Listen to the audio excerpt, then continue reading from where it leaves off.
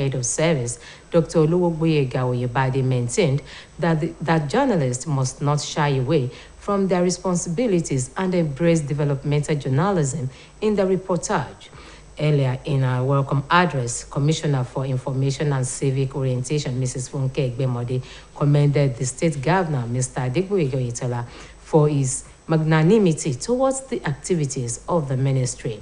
Mrs. Egbemode implored journalists and information officers to see the workshop as timely for them to be abreast of happenings in their immediate environment in the forthcoming elections in Nigeria and in the states in particular.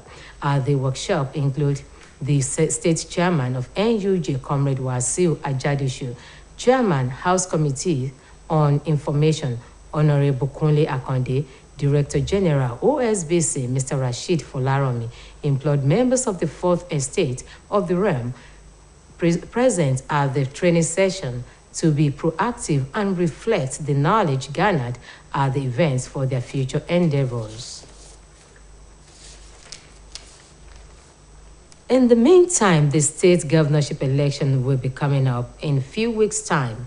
OSBC News crew went around Osogbo, the state capital, to seek opinions of the people about the date of the state gubernatorial election. Here are the responses. 16th of July 2022, eligible voters will be moving down to the various polling units in all the wards in Osun State to vote for their preferred candidates who will paddle the leadership canoe of the state in the next 4 years. The most important requirement needed for anyone to participate in the electoral process is a permanent voter's card. The Independent National Electoral Commission, INEC, had consistently sensitized the public on the need to collect their PVCs and shun voter apathy. The Osun State Resident Electoral Commissioner, Professor Abdulkanir Raji, had a different forum made it clear that the permanent voter's cards are ready for those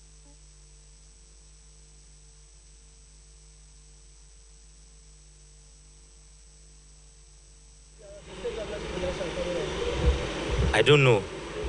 Is it not July 23 or what? I think it's July 23 or something like that. I think it's next month. It's next month. It's coming on next month. But I don't know the precise date, but I know it's coming on next month. I don't think I even know. So. I don't think I know. Maybe that would be... I don't even know. I don't know the date, but I just know the month, which is next month, right? So that's only what I know. Comes July 16, 2022 this year. Card to the ward level to make it more accessible for registered voters. Those who spoke in separate interviews with OSBC News said the appeal became imperative as the governorship election is just around the corner. Oluchi Amoda completes the story. On the 16th of July 2022, eligible voters will be moving down to the various polling units in all the wards in Osun State to vote for their preferred candidates who will paddle the leadership canoe of the state in the next 4 years. The most important requirement needed for anyone to participate in the electoral process is a permanent voter's card. The Independent National Electoral Commission, INEC, had consistently sensitized the public on the need to collect their PVCs and shun voter apathy. The Osun State Resident Electoral Commissioner, Professor Abdulkanir Raji, had a different forum made it clear that the permanent voter's card are ready for those who have registered. He had equally bemoaned the low turnout of registered voters at the various collection centers. So I can say about 370,000 plus PVCs who are yet to be collected. In addition to that, we have now taken delivery of 333,000 PVCs for those who registered between June last year and March this year, and those who corrected their cards, those who lost their cards, those who did transfers. These 333,000 PVCs and the old ones, 370,000, are all at our local government offices. So people should go to our local government offices to pick their permanent voters card. OSBC News paid a visit to the INEC office along Lameko Road in Osogbo, one of the collection centers, and observed that registered voters are trooping to the center on a daily basis to pick their PVCs. Some of those who spoke in separate interviews with OSBC News lamented that the process of getting the PVC is so rigorous. They appealed to the electoral body to take the PVCs to the various wards for easy collection. I don't come about 3 times now before I collect it today. The stress is too much. Let them carry it go word by word. When I arrived there, I collected the slip they gave us when we do the registration, and they gave us the once they take the slip inside. Then they ask us once they see our card, they bring the card, they call our name, and we go inside. Then we do the capturing, then we leave. They should try to take it to the unit by unit or ward. It will be far better. Because we are doing many strength here. You know, as I am now, my power is not up to as a young chap. You understand me? So that is what makes me to not get it in time. Analysts believe that with the PVC, every voter will have the power and right to actively participate in positively changing the direction and future of the state and the country at large. Oluchi Amuda, OSBC News. In another development, the state governor, Mr. Adigboyega Oyetola, has said that addressing the current security challenges in the country must be seen as a collective responsibility. Governor Oyetola, who noted that providing security is a major duty of government, said it also requires support of the citizenry to provide a partnership upon which the security architecture could be improved. The governor said this at an event in Obokun local government area of the state, represented by his special advisor on civic engagement, Mr. Olatubosun Oyiteloye. The governor said that the continuous weaponization of religion, ethnicity, promotion of cultural differences must stop for the country to remain peaceful and united. The governor harped on the need for social cohesion through dialogue, justice, and equity to sustain peaceful coexistence among people living in the country. He maintained that for peace and unity to be attained among the populace, Nigerians must see one another as one. Governor Oyetola, who said his administration is committed to the security of lives and property of its citizenry, also urged Nigerians to join in efforts to fix the nation to make the country conducive for the coming generation.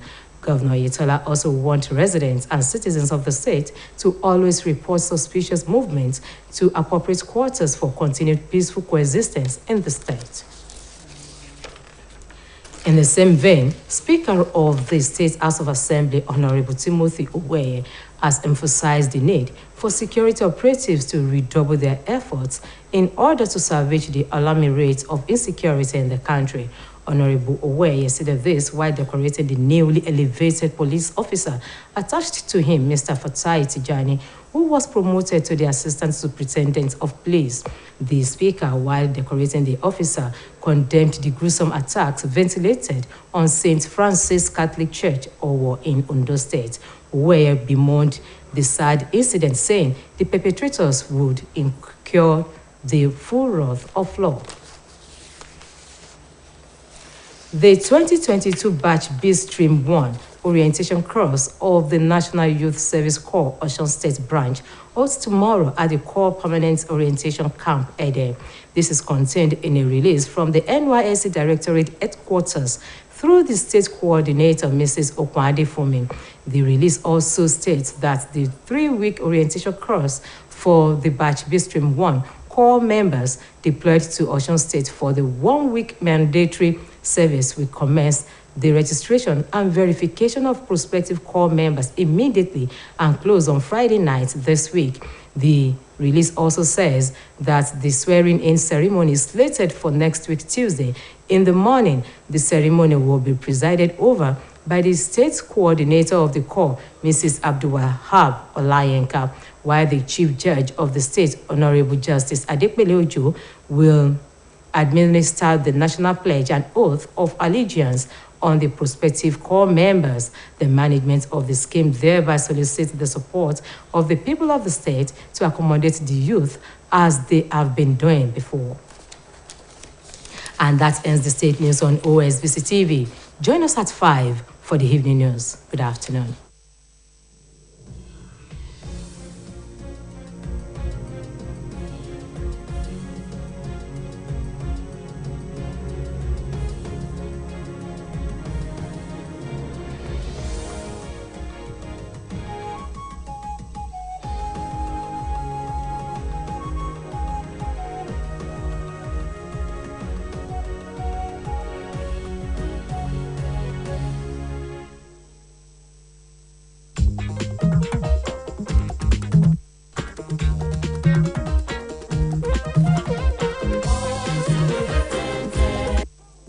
Àràbà ni bàbá, ẹni abálábà ni bàbá. OSBC Television Channel 32 UHF, Star Times 113 àti Free TV 502 pẹ̀lú èèkàn ayélujára OSBC. Lára àwọn tó péjú síbi ìdánilẹ́kọ̀ọ́ ọ̀hún láti rí alága àwọn oníròyìn nípínlẹ̀ Ọ̀ṣun, Comrade Wasiu Ajadosu, alága ìgbìmọ̀ tẹ̀kótó ilé aṣòfin ìpínlẹ̀ Ọ̀ṣun lórí ètò ìròyìn Ọ̀nàrẹ́bù Kúnlé Àkàndé, olùdarí àgbà iléeṣẹ́ OSBC ọ̀gbẹ́ni Rasheed Fọlárànmí. Gbogbo wọn panupọ̀ rọ àwọn ọmọ ẹgbẹ́ oníròyìn tó péjú pésẹ̀ síbi ìdánilẹ́kọ̀ọ́ ọ̀hún láti mọ̀rọ̀ iṣẹ́ wọn ní bàdà lọ́nà àti lè mú kọjọ ọ̀la wọn mọ́yán lórí sí i. Ètò ìdìbò gómìnà ìpínlẹ̀ Ọ̀ṣun ni yóò wáyé lọ́jọ́ 16 oṣù tó ń bọ̀ tí kò sì ju ọ̀sẹ̀ 4 àti ọjọ́ mélòó kan lọ báyìí. Ìkọ̀ròyìn iléeṣẹ́ yìí tó lọ káàkiri ìgboro fọ̀rọ̀ wá àwọn èèyàn lẹ́nu wò láti mọ̀ bóyá wọ́n tiẹ̀ mọ ọjọ́ tètò ìdìbò ọ̀hún yóò wáyé àbí wọn kò mọ̀. Ẹ jẹ́ ká gbọ́ ohun tí wọ́n sọ ní ṣísẹ̀ntẹ̀lé. Ṣé mọ ọjọ́ wo ló máa dìbò ìpínlẹ̀ Ọ̀ṣun? Mi ì mọ ọjọ́ bọ̀ mo mọ month mo mọ̀ pé next month mo mọ̀ pé oṣù tó ń bọ̀ ni wọ́n máa dì. So nǹkan tí mo lè yes ma. Èmi ò yé ṣe oníbò ṣùgbọ́n èmi ò ní àìdíyà rẹ̀ èmi ò mọ ọjọ́ ẹ̀. Ìpínlẹ̀ Ọ̀ṣun a ní mi mọ mi ò tiẹ̀ rántí. Ọdún 18 ni oṣù keje. Ọdún 18 oṣù keje níṣẹ́. Mi ì mọ̀ sẹ́ mi ì mọjọ́ tó fẹ́ dìbò gómìnà. Ọjọ́ keje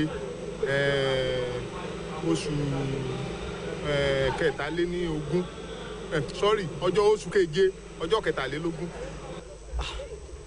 Mo sábà pé next month ni àbí? I think it's next month. Ó máa wálé ní July 16 ọdún tá a wà yìí, ọdún 2022 ó máa wáyé. Wáyé àwọn olùdìbò nípínlẹ̀ Ọ̀ṣun ti rọ àjọ elétò ìdìbò nípínlẹ̀ yìí láti gbé pínpín káàdì ìdìbò àwọn olùdìbò lọ sáwọn wọ́ọ̀dù kó lè bá a rọrùn fún wọn láti lè gbà wọ́n. Àwọn tó bóníròyìn iléeṣẹ́ yìí sọ̀rọ̀ àjọ INEC pé ìgbésẹ̀ yìí ṣe pàtàkì ní báyìí tí ìdìbò gómìnà ìpínlẹ̀ Ọ̀ṣun kù fẹ́rẹ́fẹ́. Olùchí Àmùdá lẹ́kùnrẹ́rẹ́ yìí abọ́ rẹ̀ rèé látẹnu Olúwarántí Ọ̀jẹ̀wùmí. Ọjọ́ 16 oṣù keje ọdún yìí làwọn olùdìbò yóò lọ dìbò láwọn ibùdó ìdìbò tó wà láwọn wọ́ọ̀dù yíká ìpínlẹ̀ yìí láti yan olùdíje míì tí yóò máa tukọ̀ ìpínlẹ̀ Ọ̀ṣun fọ́dún 4 míì. Ohun tó ṣe pàtàkì fáwọn tó bá fẹ́ kópa ni pé kí wọ́n gba káàdì ìdìbò wọn kí wọ́n lè láǹfààní láti dìbò fẹ́ni tí wọ́n fẹ́. Àjọ elétò ìdìbò orílẹ̀-èdè yìí ti ṣe ọ̀kan òjọ̀kan ìlanilọ́yẹ̀ àti ìpolongo fáwọn èèyàn láti lọ gba káàdì ìdìbò wọn kán mọ́ bá yàn wọ́n mẹ́bọ. Alámòjútó àjọ elétò ìdìbò nípìnlẹ̀ yìí ọ̀jọ̀gbọ́n Abdulgani Ìrajì níbi ọ̀kan òjọ̀kan ìdánilẹ́kọ̀ọ́ sọ lásànyàn pé kí gbogbo àwọn tí wọ́n ti forúkọ sílẹ̀ fún káàdì ìdìbò wọn kó lọ gbà á. Bákan náà ló kọminú lórí báwọn olùdìbò kò ṣe fi bẹ́ẹ̀ wá máa gba káàdì ìdìbò wọn. Ìkọ̀ròyìn iléeṣẹ́ OSBC ṣàbẹ̀wò sọ́fíìsì àjọ elétò ìdìbò tó wà lójú ọ̀nà Làmẹ́kò lóṣogbo tó sì wòye pé àwọn èèyàn ti ń wá ń gba káàdì ìdìbò wọn báyìí.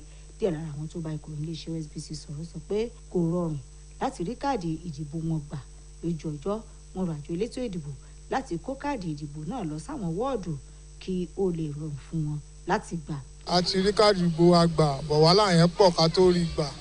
Tíjọba bá lè bá wa ṣe tán bá lè bá wa gbé lọ word by word ó máa wà easily fún wọn. Ìfún ẹni tó wà nílé gan á wà easily fún láti lọ gbà. Lẹ́yìn pé mo fún wọn ní ìwé tí wọ́n fún wa nígbà ìwé pélébé tí wọ́n fún wa mo fún wọn ìpè tí wọ́n dẹ̀ mú lọ nílé ìgbà tí wọ́n tẹ̀lé káàdì wa wọ́n dẹ̀ wá pé orúkọ wa níta a dẹ̀ wọlé a lọ ṣe capturing a dẹ̀ ń bọ̀ a dẹ̀ jáde síta. Ohun tó ṣẹlẹ̀ ni pé tí wọ́n bá ti gbà wọlé wọ́n á lọ wò ó tí wọ́n bá wò ó tí téèyàn bá jáde wọ́n á pè yàn wọlé láti ya fọ́tò tí wọ́n bá ti ya fọ́tò tán wọ́n á gbà á máa lọ. Àwọn òǹwòye nígbàgbọ́ pé pẹ̀lú káàdì ìdìbò àwọn wọn yóò lágbára láti kópa tó jọjú nínú àwọn ìdìbò tí yóò wáyé ní ìpínlẹ̀ àti lórílẹ̀‐èdè yìí lápapọ̀. Olúwarántí Ọ̀jẹ̀wùmí fún iléeṣẹ́ OSBC. Gómìnà ìpínlẹ̀ Ọ̀ṣun ọ̀gbẹ́ni Adégbóyèga Oyètọ́lá ti sọ ọdún mímọ̀ pé ojúṣe gbogbo èèyàn ilẹ̀ yìí lọ́rọ̀ àti wójútùú sí ìpèníjà ẹ̀ka ètò ààbò ilẹ̀ yìí kan. Gómìnà Oyètọ́lá tó tọ́ka sí pé bó tilẹ̀ jẹ́ pé ojúṣe ìjọba lọ́rọ̀ ìpèsè ààbò jẹ́ síbẹ̀ ó ṣe pàtàkì fáráàlú láti kó ìjọba lọ́wọ́ nídìí ètò ààbò. Gómìnà wòye yìí nílùú Ìbòkun níjọba ìbílẹ̀ Òbòkun. Ọ̀gbẹ́ni Oyètọ́lá ẹni tí olùdámọ̀ràn pàtàkì rẹ̀ lórí ìbáṣepọ̀ láàrin ìjọba àtàráàlú ọ̀gbẹ́ni Ọlátúbọ̀sún Oyètìlóye ṣojú fún mẹ́nubà pé ó ṣe pàtàkì fáwọn èèyàn ilẹ̀ yìí láti jámi lórí ọ̀rọ̀ ẹlẹ́sìnjẹsìn àti ẹlẹ́yàmẹ̀yà fún ìfẹsẹ̀múlẹ̀ àlàáfíà àti ìṣọ̀kan orílẹ̀-èdè Nàìjíríà. Ó tẹnumọ́ ìdí tó fi ṣe pàtàkì káwọn èèyàn gba ìfikùnlukùn àti ìdájọ́ òdodo láàyè kálàáfíà lè jọba. Gómìnà nídìí ìdàgbàsókè orílẹ̀-èdè yìí fún àǹfààní ìran tó ń bọ̀. Gómìnà tún rọ àwọn èèyàn láti má ṣe tẹ̀sí nídìí fífi ìròyìn tí ó tọ̀nà àti àwọn tọ́rọ̀ kàn létí nígbàkúùgbà tí wọ́n bá kẹ́fìn ẹni tí ìrìn rẹ̀ mú ìfura lọ́wọ́. Bákan náà lábẹnugan ilé aṣòfin ìpínlẹ̀ Ọ̀ṣun Honorable Timothy Owóẹ̀yẹ ti tẹnumọ́ pàtàkì kí àwọn ikọ̀ aláàbò túbọ̀ fi kún ìsapá wọn lọ́nà àti pinwọ́ bí ètò ààbò ṣe mẹ́hẹ̀ lórílẹ̀‐èdè Nàìjíríà. Honorable Owóẹ̀yẹ sọ̀rọ̀ yìí nígbà tó ń fi ipò tuntun tó jẹ́ ẹ̀ṣọ́ rẹ̀ ọ̀gbẹ́ni Fatai Tijani ṣẹ̀ṣẹ̀ lágbègà sí lọ́wọ́. Òmùwá sírántí ìṣẹ̀lẹ̀ ìṣekúpani èyí tó ṣẹ̀ ní St Francis Catholic Church Ọ̀wọ̀ nípínlẹ̀ Ondo tó sì bẹnu àtẹ́lu ìṣẹ̀lẹ̀ náà bẹ́ẹ̀ ló ní àwọn tó wà nídìí ìkọlù ọ̀hún gbọ́dọ̀ jólàǹbà níwájú òfin. Láàárọ̀ ọ̀la lètò ìfinimọ̀lé àwọn agùnbánirọ̀ tó jẹ́ ìṣìkejì fún tọdún 2022 Stream 1 yóò gbéra sọ ní ibùdó ìfinimọ̀lé wọn tó wà nílùú Ẹdẹ. Èyí jẹyọ nínú àtẹ̀jáde tí darí àjọ agùnbánirọ̀ nípínlẹ̀ Ọ̀ṣun arábìnrin Okun Adéfúnmi fi síta. Àtẹ̀jáde náà ṣe lálàyé pé ìfinimọ̀lé ọlọ́jọ́ mẹ́ta náà ni wọ́n yóò ṣe fáwọn agùnbánirọ̀ tí wọ́n gbé wá sìnrú ìlú nípínlẹ̀ Ọ̀ṣun. Ìforúkọsílẹ̀ àti ṣíṣe àyẹ̀wò fáwọn agùnbánirọ̀ náà ni yóò kọ́ gbéra sọ tí yóò sì wá sópin lọ́jọ́ Ẹtì ọ̀sẹ̀ yìí. Àtẹ̀jáde ọ̀hún fi kún pé láàárọ̀ ọjọ́ Ìṣẹ́gun ọ̀sẹ̀ tó ń bọ̀ lẹ́tọ̀ ìbúra yóò wáyé. Ètò ìfinimọ̀lé náà tí yóò wáyé lábẹ́ alámòjútó àwọn agùnbánirọ̀ nípínlẹ̀ yìí arábìnrin Abdulwahab Ọlájùmọ̀kẹ́ nígbà tí adájọ́ àgbà nípínlẹ̀ Ọ̀ṣun onídàájọ́ Adépèlé Òjó yóò sì darí ètò ìbúra. Ìgbìmọ̀ tó ṣàmójútó ètò ìfinimọ̀lé ọ̀hún ti wá pè fún àtìlẹ́yìn àwọn aráàlú tí wọ́n sì tún rọ̀ wọ́n pé kí wọ́n fààyè gba àwọn agùnbánirọ̀ náà gẹ́gẹ́ bí wọ́n ṣe ń ṣe látẹ̀yìnwá. Èyí ló pin ìròyìn ìpínlẹ̀ Ọ̀ṣun fún ti àkókò yìí. Ẹ tún darapọ̀ mọ́ wa láago 5 kọjá ìṣẹ́jú 15 nígbà tá a mú ìròyìn ìrọ̀lẹ́ wá sójú ìròyìn títí ìgbà náà a kò ṣẹ́ òní.